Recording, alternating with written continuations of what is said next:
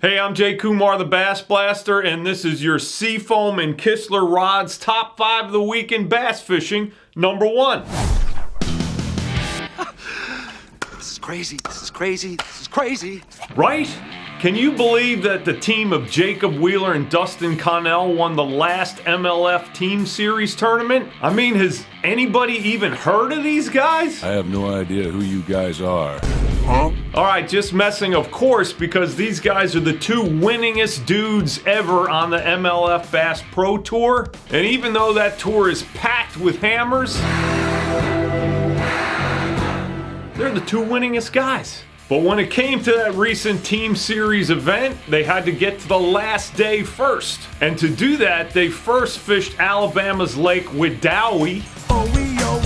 No, guys, I believe it's Owie. Anyhow, Jacob said at that lake they were pinging a minnow. Then they moved to Weiss, and it was a shallow water fest. They fished Rapala DT6s in the Helinsky shad color, spinner baits, and buzz baits. So then the final day was on Lake Logan Martin in Alabama, of course, again. And for Dustin and Jacob, it was all pinging a minnow. Specifically, the Rapala Crush City Mooch Minnow and Albino Shad and Gizzard Shad. Now, if those guys pinging a Mooch Minnow sounds familiar, which I'm sure it does, that's because they've won a bunch of tournaments doing it. 5 to 10. Not sure it's that many, surely, but it might seem like it. Again, for sure, they're experts with that pinging a minnow thing, and particularly with that Mooch Minnow.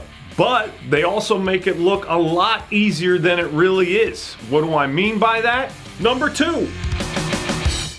All right, Dustin Connell and Jacob Wheeler were in a Team Series, MLF Team Series tournament, and they won it pinging a minnow on Logan Martin in Alabama. That was the deal for that day on that lake, and both of those guys have master's degrees in it. PhDs only. All right, PhDs, black belts, certificates of authenticity, whatever they have, they're really dang good at it. But so are the guys they were fishing against, notably the team of Alton Jones Jr. and Jake Lawrence, who ended up finishing second in this one. Anyhow, here's some highlights from some longer juice on BassBlaster.com about how Jacob and Dustin fished a minnow, in their case, the Rapala Crush City Mooch Minnow.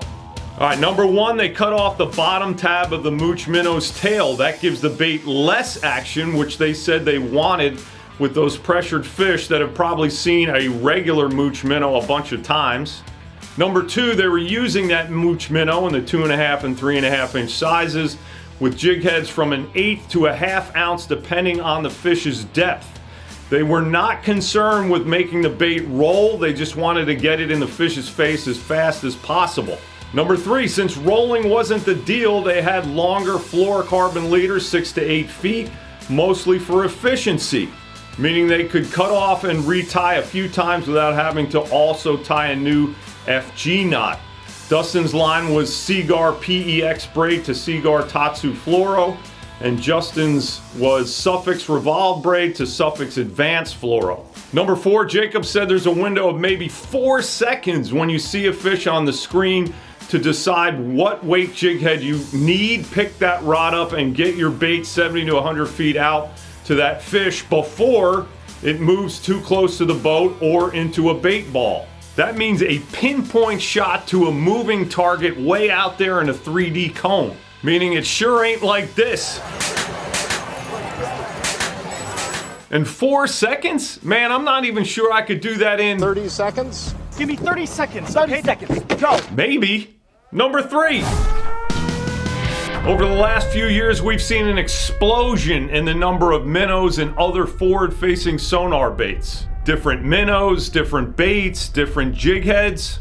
We also have thinner braids that cast farther, more fluorocarbon leader choices, and spinning reels that pick up line extra fast. Now, we've also seen the type of spinning rods used for forward-facing sonar techniques move around a little bit. It depends on a few things like bait size, whether you want it to roll or not, the technique like Nico or Minnow, and the conditions. Now, with the increasing pressure on the fish and more bass seeing minnows, it seems like most spotlighters now want the minnow to roll but without too much action and without too much toward the boat movement. In other words, they want it rolling but subtle, and they don't want to pull it away from the fish or the strike zone too fast. He paces himself nicely, not too fast, not too slow. Exactly. And toward that end, Alpha Angler Rods just came out with something that I believe is something brand new for shaking a minnow. It's called the G-Shake rod with 2 A's. And the main deal with it is it has a glass-infused tip.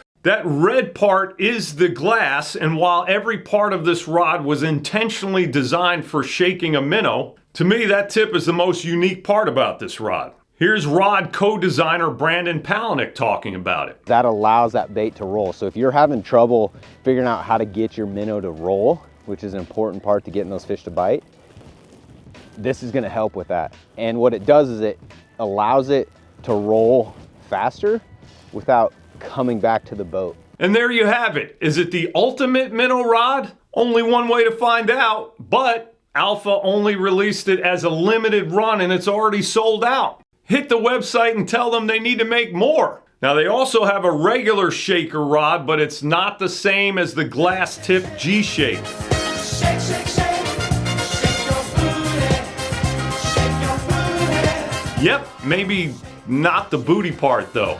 Number 4. And the winner is...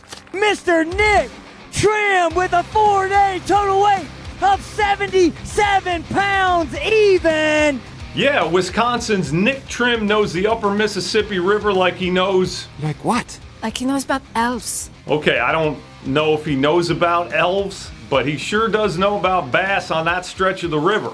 He led the Bass Nation Championship there every day, and he won it by 4 pounds even, which is a real good margin on those bass. Now that win gets him into the Bassmaster Classic next year on the Tennessee River, and it gets him paid entries into the Bassmaster Elites. You're living the dream. Heck yeah, man. Huge congrats to him because the Bass Nation Championship and the MLF BFL Championship are the 2 toughest tournaments just to qualify for, let alone win in all of amateur bass fishing. All right, the first 2 days, Nick dragged a cast again tackle hammer jig, 1/2 ounce, with a couple craw trailers around a wintering hole, various structure down there from 4 to 16 feet. Now the last day that didn't work, and something told him to hit the main river with a jerkbait, and he got on him. He likes to navigate on his own. Yes, he does. Sounds like it all went down on Pool 9. And how about this? This year, 3 big tournaments went out of La Crosse, Wisconsin, and all 3 winners are from Wisconsin and know that part of the river well. Pat Schlopper won the Bassmaster Elite there. Then Steve Lopez won the MLF Invitational / Pro Circuit Championship there. Then Nick won the Nation Championship. Coincidence? I don't believe in coincidences. Well, it definitely is fishy. Number 5. Just a quick shout out to some Legends, everyone. Yeah, some legends not fishing the top 2 tours anymore after this year. I'm not going to list everybody because everyone hasn't been accounted for yet as far as next year goes. But we really have 2 groups of guys. The first bunch are guys who are retiring, starting off with Skeet Reese. Now, the Yellow Man said he retired from tournament fishing, but recently was spotted doing this at the MLF Team Series tournament. Hello, everybody. Skeet Reese finally caught a bass. He says after this year, he will 100% not fish another serious tournament, and instead, he'll be doing this. Now, another legend who retired is possibly the OG Bass and Stash man himself and a pioneer in sight fishing, among other things, Shaw Grigsby. Now, Shaw's first pro tournament was the 1997 Bassmaster Florida Invitational. So if my math is right, that's a run of 48 years.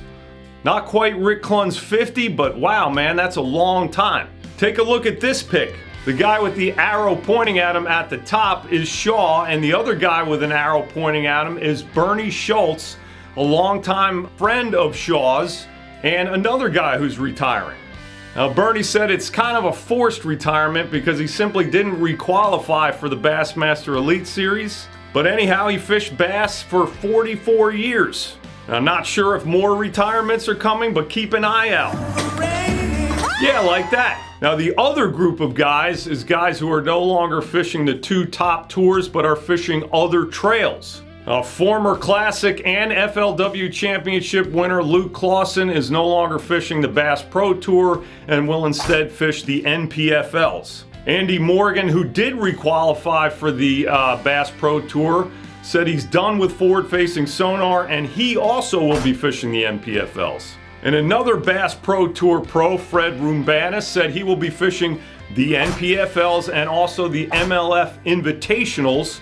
Both of those trails are 5-fish tournaments. It's a bunch of moving and shaking, and like I said, some longtime hammers are still unaccounted for as far as 2026 goes. So let's see how it all shakes out. Shake it out, baby.